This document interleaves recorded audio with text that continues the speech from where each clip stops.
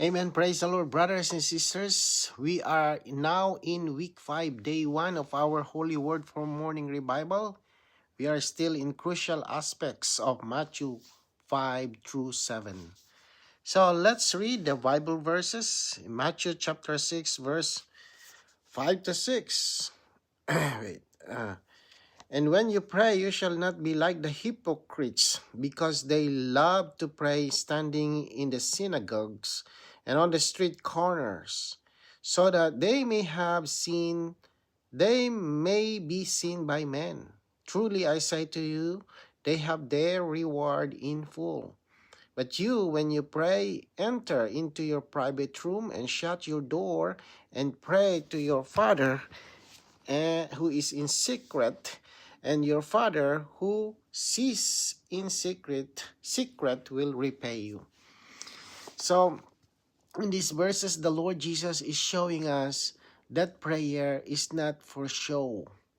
The hypocrites pray in a public so people can see them.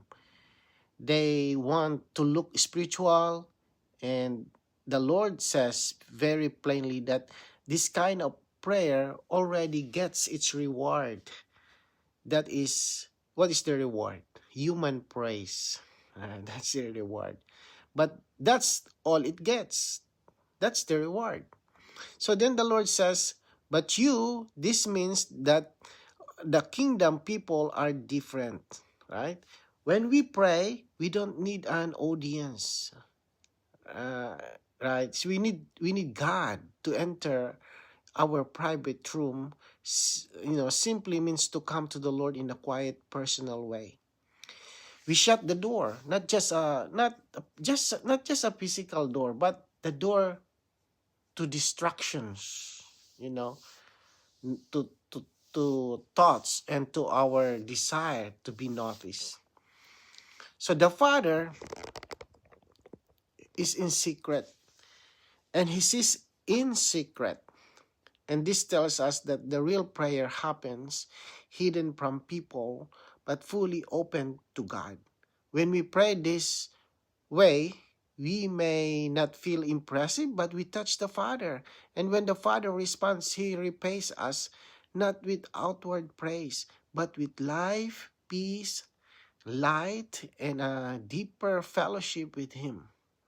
So this kind of prayer builds our inward life and help us live the kingdom life day by day. So let's read the paragraphs. Man's flesh is seeking to glorify itself, always wants to do good deeds before men in order to gain men's praise. But a kingdom people who live in a emptied and humbled spirit and walk in a pure and single heart under the heavenly ruling of the kingdom are not allowed to do anything in the flesh to gain the praise of men, but must do all things in the Spirit to please their heavenly Father. So this paragraph helps us see the root of the problem. Our flesh always wants recognition. Even when we do something good, the flesh quietly hopes someone will notice and appreciate us. Right? So, even in the church with the brothers and sisters in the Lord's recovery, we still have that kind of feeling. That is flesh, that somebody praises you, something uplifted on you, something, that's what the flesh wants. The flesh wants to be praised. And this is very natural to us.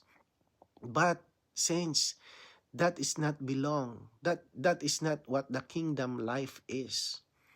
The kingdom people are different. We are the kingdom people. We should live in an emptied and humbled spirit. So this means that they are willing. We are willing. We should be willing to be hidden and not seeking glory for ourselves. We should also walk with a pure and single heart, caring more about pleasing God than impressing people. under the heavenly ruling of the kingdom, they learn to reject, or we should learn to reject doing things in the flesh, even good things, if the motive is wrong. So the issue is not whether something looks good outwardly, but where it comes from. If it comes from the Spirit and is done for the Father, it is precious to God. And if no one sees it, this kind of living, I mean, if even if no one sees it, you don't care. As long as you please the Father, you live a kingdom life. You are not looking for praises. So this kind of living keeps us in the reality of the kingdom and brings real joy and peace within. So the next, to the kingdom people, God is not only their God but also their Father. They are not only created by God but also regenerated by the Father. They have not only the created naturally human life but also the uncreated spiritual divine life. Hence, the new law of the kingdom, decreed by the king on the mountain, is given to them with the intention that they should keep it not by their fallen human life, but by the Father's eternal, divine life, not to gain man's glory, but to receive the Father's reward. So this paragraph brings us to something very precious. We as kingdom people, God is not only our God, He is also our Father. And this means our relationship with Him is not distant or formal. It is living and intimate. We were not only created by God, but we also regenerated by the Father. Something divine has been added into us. And because of this, we now have two lives. We still have our natural human life, but we also have another life. That is the divine life. So the Father's own life, that is the Father's own life within us. And this is very important because the law of the kingdom was never meant to be kept by our natural strength. If we try to live the kingdom life by ourselves, we will always fail. The Lord gave the kingdom law with the intention that we would live it by the Father's divine life, not by our fallen human life. When we live this way, our goal changes. We are no longer seeking man's praise or recognition. Instead, we quietly live before the Father, caring only for His pleasure and His reward. And this kind of living is restful, genuine, and full of life. Right? Right. Today's reading. Regarding each of these illustrations, the Lord used the word secret. We must do our righteous deed in secret, for our Father is in secret. In verse 4, the Lord said that our Father sees the in secret. The kingdom people, as children of the Heavenly Father, must live in the presence of the Father and care for the Father's presence. Whatever they do in secret for the Father's kingdom is seen in secret by the Father. The Heavenly Father's seeing in secret must be an incentive to doing their righteous deeds in secret. In this verse, the Lord also said that the Father will repay us, that this may occur in this age or as a reward in the coming age. Amen. So here, it repeatedly uses one important word. What is that? Secret. Right? Secret. So this shows us that the kingdom life is a hidden life. The Father is in secret and He cares about what we do when no one else is watching. The kingdom people live not before people, but before the Father's presence. And this means we are learning to care more about whether the Father is pleased than whether others notice us. When we do something quietly for the Father's kingdom, whether praying, giving, or serving in the church, the Father sees it clearly, even if no one else ever knows. That's the most important thing, that the Father knows it. Don't worry if nobody sees what you're doing. The most important is that the Father sees what you are doing. The Lord also encourages us by saying that the Father will repay. Right? Sometimes the repayment comes today, right? And the Father supplies us, strengthens us, and blesses us inwardly, right? In 2 Corinthians 9 to 10, 11. So other times, the reward will come in the coming age. When the Lord remembers everything done for him, you know, I mean, the Lord remembers of everything done for him. Right. So anyway, and this no motivates us not to seek quick praise from people, but to live a faithful, hidden life before the Father, trusting that nothing done in secret for him is ever wasted. Amen. Let's read. The effect of doing our righteous deeds in secret is that the self and the flesh are killed. If people in society today are not allowed to make a show of their good deeds, they will not do them. To do them. For us, a kingdom people, a basic principle concerning righteous deeds is never to make a show of ourselves. As much as possible, hide yourself, keep yourself covered, and do things in secret. We should be so hidden that, as the Lord Jesus said, our left hand does not know what our right hand is doing. This means that we should not let others know what we are doing. So the paragraph shows us the real effect of doing things in secret. Everything is in secret. It deals with the self, in the flesh. Deals with the self and the flesh. The flesh loves attention. It loves to be seen, praised, and recognized. That's why many people only do good deeds when others are watching. Take away the attention and the motivation disappears. But we should be like this. The kingdom people live by a different principle. We are learning not to make a show of ourselves.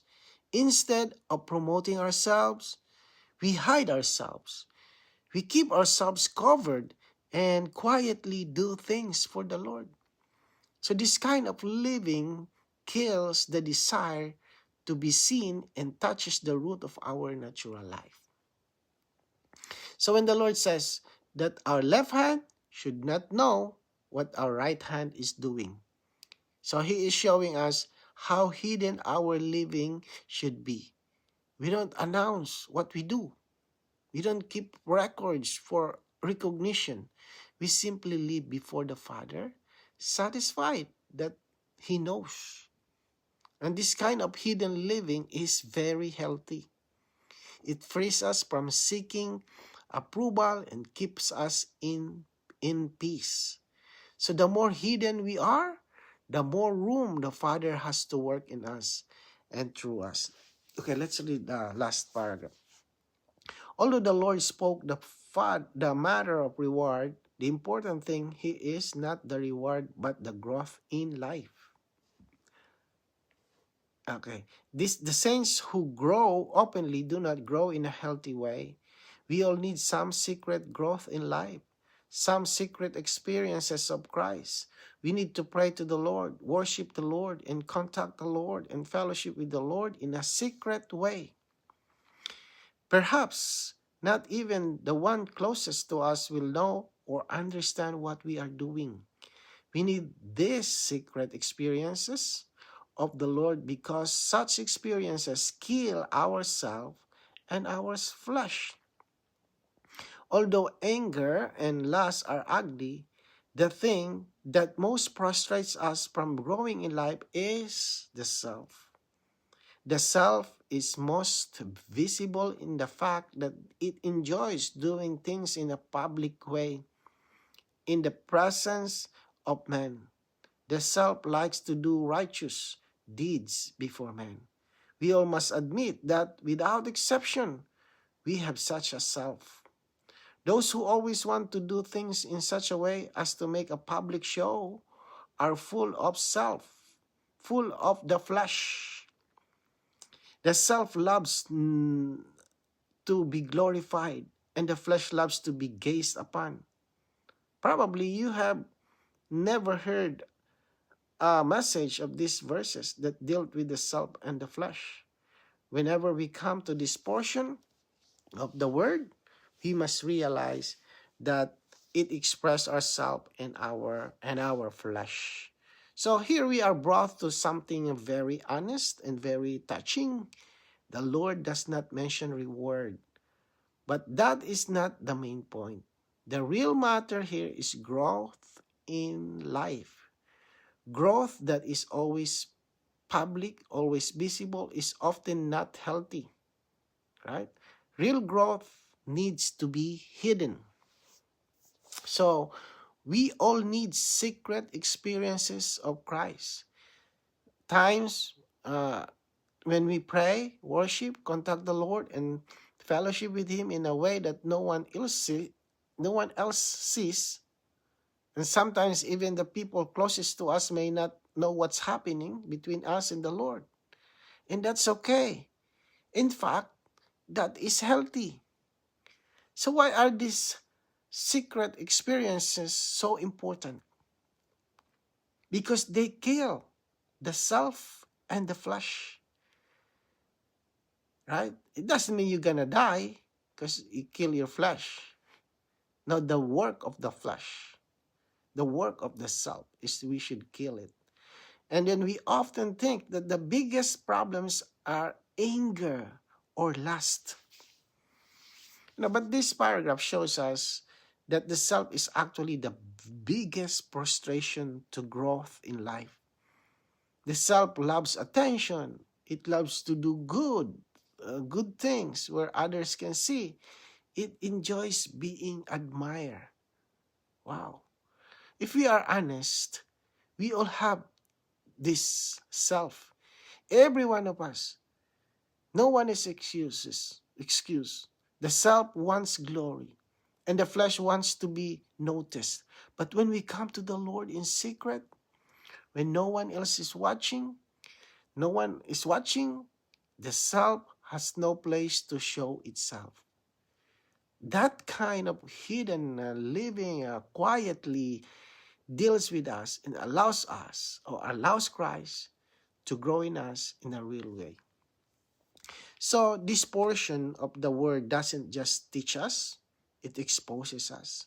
And that exposure is actually a mercy. It shows us that the way to real growth, not outward display, but hidden fellowship with the Lord. So praise the Lord. Lord Jesus, thank you, Lord Jesus, for again for telling us the truth, Lord, that we have to pray in secret. We have to contact you in secret, and you will come to us in secret. Lord, keep us, Lord, away from ourselves and our flesh, Lord. The more we enjoy you in secret, the more this flesh, this self will be killed.